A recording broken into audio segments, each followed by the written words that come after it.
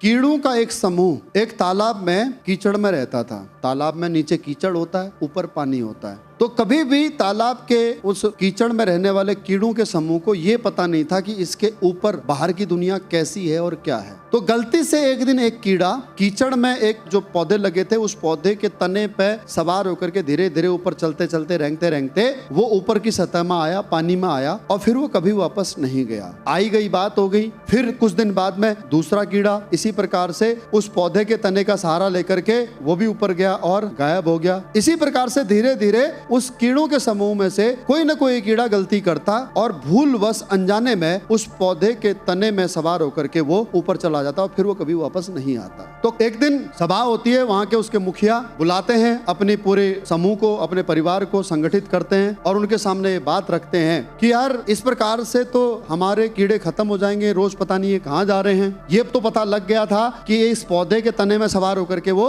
जा रहे हैं, लेकिन कहाँ जा रहे हैं ये पता नहीं था और वापस क्यों नहीं आ रहे हैं ये भी पता नहीं था। तो एक वॉलंटियर को चुना गया, एक वॉलंटियर को तैयार किया गया कि भाई तुम जाओ और जाकर के पता करो, लेकिन तुम्हें कसम है संगठन की, तुम्हें कसम है परिवार की, चाहे कुछ भी हो जाए तुम्हें वापस आकर के बताना पड़ेगा कि आखिर वो कहाँ गए। उसने कसम खाई और उस तने का सहारा लेकर के ऊपर निकल गया। तो जैसे ही वो कीचड़ से बाहर निकला, पानी में आया उस तने के सहारे, फिर पानी से ऊपर की सतह में जैसे ही पहुंचा तो अचानक से बाहर से उसे सूर्य की तपिश पड़ी। तो जब उसके शरीर में सूर्य की तपिश पड़ी तो उसके शरीर में कुछ अकड़न सी हुई। तो उसने जैसे ही अपने शरीर को मरोड़ा तो उसके पीठ से कुछ पंख निकल गए। जब उसने फड़फड़ाया अपने शरीर को तो वो उड़ने लगा। तो एक बार उसने पंख बंद किए तो वो नीचे को गिरने लगा। फिर उस नीचे गिरने के डर से बचने के लिए ऊपर वापस पंख फड़फड़ाए तो वो उड़ने लगा। अब जैसे वो उड़ने लगा उस तालाब के बाहर परिधि में जैसे ही आता है तो वहां देखता है बसंत ऋतु का मौसम है, धूप खिलखिला रही है, फूल लहला रहे हैं, बहुत अच्छा मौसम हो रहा है, चिड़िया चहचहा रही हैं और उसके जितने जो परिवार के बाकी जो कीड़े सदस्य ऊपर आए थे वो सब लोग भी वहीं घूम रहे हैं। और वो कीड़ा पूरे उस मौसम का आनंद लेने में लीन हो गया और वो गुम हो गया उस मौसम में और भूल गया पर्पज की वो यहाँ आया क्यों था। वो सोच रहा था कि यार मेरे को पहले क्यों नहीं पता लगा कि हमारे पंख भी, हम उड़ भी सकते हैं, हम ऐसे भी घूम सकते हैं, हमारे को खाने के लिए इस प्रकार से अच्छे अच्छे फूलों के रस भी मिल सकते हैं, सूरज की धूप भी मिल सकती है, शुद्ध हवा भी हमारे को मिल सकती है, ये पहले क्यों नहीं पता लगा। दोस्तों धीरे धीरे सूरज ढलने लगा और शाम होते गई। शाम जब होने लगी तो उस कीड़े को अपना जो संकल्प था अपने मुखिया से जो किया था वो संकल्प याद आया और वो वापस उस तने के सहारे अनमने ढंग से वो पानी के अंदर जाने लगा। लेकिन जब उसने प्रयास किया तो अब पंख लगने की वजह से वो पानी के अंदर नहीं घुस पा रहा था। यही जीवन का सच है। अब वो जो कीड़े जमीन के नीचे तालाब में जो कीचड़ में फंसे हुए हैं वो जब तक उस कंफर्ट जोन से बाहर नहीं आएंगे, उस तालाब से बाहर नहीं निकलेंगे, वो कभी भी उसका आनंद नहीं ले सकते। यही जिंदगी का सच है। इसी प्रकार से डायरेक्ट सेलिंग बिजनेस है कि आज आप सबको मौका मिल भी गया है और आप डायरेक्ट सेलिंग में बदलती हुई लाइफ को देख भी रही हो, लेकिन उसके बावजूद भी आप अपने उस कंफर्ट जोन को नहीं छोड़ पा रहे हो। आइदर आप जॉब करते हो, आप पार्ट टाइम इस काम को करते हो या फुल टाइम इस काम को करते हो, जितनी भी आपकी इनकम हो रही है आप उसी इनकम में अपना घर चला रहे हो, आप उसी में कंप्रोमाइज कर रहे हो। जबकि आज अगर आप कैपिंग लगा लो तो 2 लाख हफ्ता 8 लाख रुपया महीना आपकी इनकम होती है, साल की करोड़ रुपए इनकम होती है। लेकिन उसके लिए आपको अपने कंफर्ट को छोड़ना होगा, अपने आराम को छोड़ना होगा। आपको क्या पता है जब 2 लाख रुपया हफ्ता और 8 लाख रुपया महीना इनकम आती है तो कैसी लाइफ होती है आपके हिसाब से। 2 लाख रुपए हफ्ता और 8 लाख रुपया महीना जिस दिन आने लग जाएगा उस दिन आपको पैसे के बारे में सोचने की जरूरत नहीं पड़ेगी। कुछ भी खरीदने के लिए, कुछ भी काम करने के लिए, अच्छे दिनों के वक्त की बात हो या फिर बुरे समय की बात हो, खुशियों की बात हो या फिर तकलीफ की बात हो, दोस्तों पैसा खर्च करने के लिए सोचने की जरूरत नहीं पड़ेगी। लेकिन उसके लिए आज आपको अपने कंफर्ट जोन को छोड़ना पड़ेगा, आज अपने आराम को छोड़ना पड़ेगा। आज जिस परिधि में आप जीवन जी रहे हो, जिसे आप पूरा जीवन समझते हो, आपके हिसाब से यही आपकी लाइफ, आपको ऐसा लगता है। नहीं दोस्तों, आज मेरी इनकम 2 लाख रुपया हफ्ता और 8 लाख रुपया महीना है। यकीन मानिए दोस्तों मैं कंफर्ट जोन में क्यों नहीं रहता जबकि मैं 8 लाख रुपया महीना कमा रहा हूँ। कंपनी में ऐसे भी लीडर हैं जो 2 आईडी के ऊपर कैपिंग में है, कंपनी में ऐसे भी लीडर हैं जो 3 आईडी पर कैपिंग पर है। मेरा टारगेट है, सोचो अगर मैं दूसरी आईडी पे कैपिंग में आता हूँ तो मेरी 16 लाख रुपए महीने की इनकम होगी।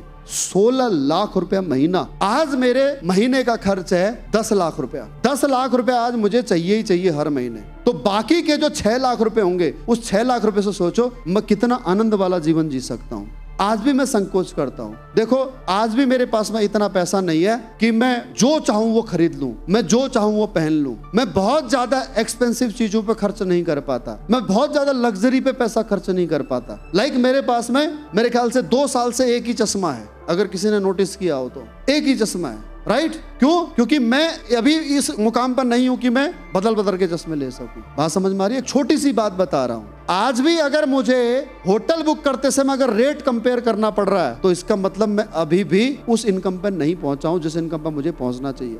अगर आज भी मुझे अगर फ्लाइट बुक करते समय पर अगर ये सोचना पड़ता है कि यार पहले 1 नंबर की स्लाइड में बैठने से क्या होगा और पीछे वाली सीट में बैठने पर भी उतनी देर में पहुंचाएगा, तो फर्क क्या है दोनों में? 2000 रुपए का। कितने का?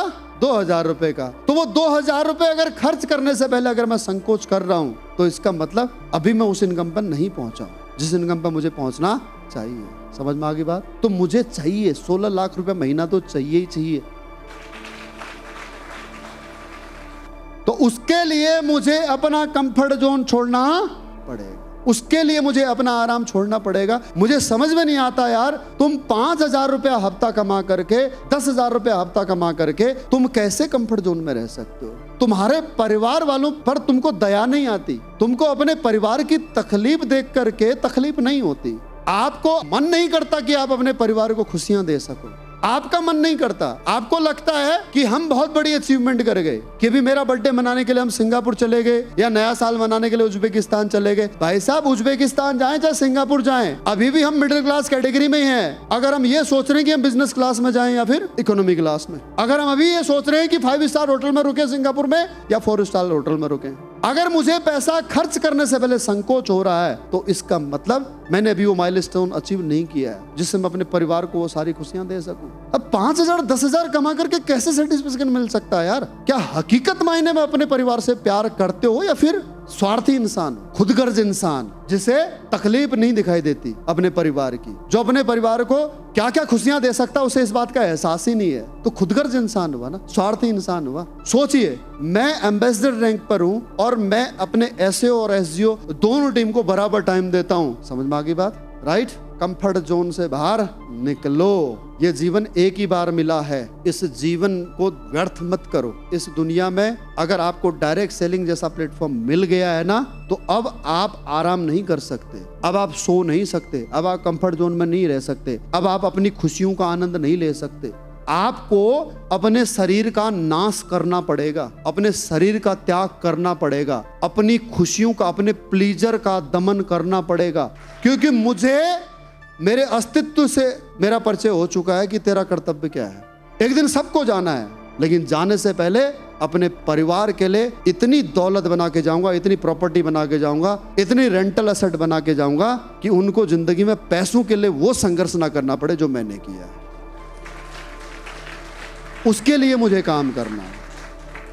यह है चरित्र एक पिता का, यह है एक रोल पति का, यह है रोल एक पुत्र का, यह है रोल एक भाई का। आप कौन सी दुनिया में जीते हो यार? आपका मतलब कैसे, मतलब जो है कि आप अपने बच्चों को, अपने माँ बाप को तकलीफ में देख करके आप आराम से कैसे रह सकते हो? आपका खून नहीं खोलता, आपका जमीर में बिल्कुल भी जान नहीं है, अब जिंदा लाश हुआ। अपना सुख आपको सब चाहिए, आपको माँ बाप का सुख चाहिए, आपको पत्नी का सुख चाहिए, पति का सुख चाहिए, बच्चों का सुख चाहिए, भाई बहन का सुख चाहिए, तीज त्योहारों का सुख चाहिए, होली दिवाली का सुख चाहिए। लेकिन आपके माँ बाप को क्या चाहिए, आपकी पत्नी पति को क्या चाहिए, आपके बच्चों को क्या चाहिए, वो नजर नहीं आता आपको। और आपको बुरा लगता हो तो लगे, लेकिन मुझे चाहिए यहां पर शेरों की फौज, मुझे गीदड़ों की फौज नहीं चाहिए।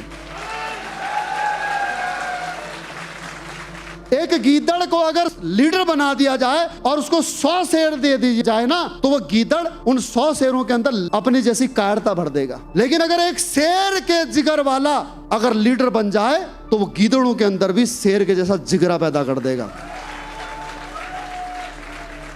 तो मुझे नामर्दों की फौज नहीं चाहिए अपनी टीम के अंदर, मुझे चाहिए मर्दों वाली फौज। फिर वो चाहे झांसी की रानी वाले हिम्मत की फौज हो महिलाओं की, और या फिर चाहे छत्रपति शिवाजी वाली या पृथ्वीराज चौहान जैसी ताकत रखने वाली लीडरशिप चाहिए। खून खोलता है तुम्हारा, मर जाना आज के बाद, मत करना डायरेक्शन, छोड़ देना, बोल देना सर हमारे बस का काम नहीं है। आज के बाद में अगर किसी व्यक्ति ने कंफर्ट जोन का सहारा लिया तो प्लीज मेरी ट्रेनिंग में मत आना, क्योंकि मैं इससे भी बुरा बुरा सुनाऊंगा फिर।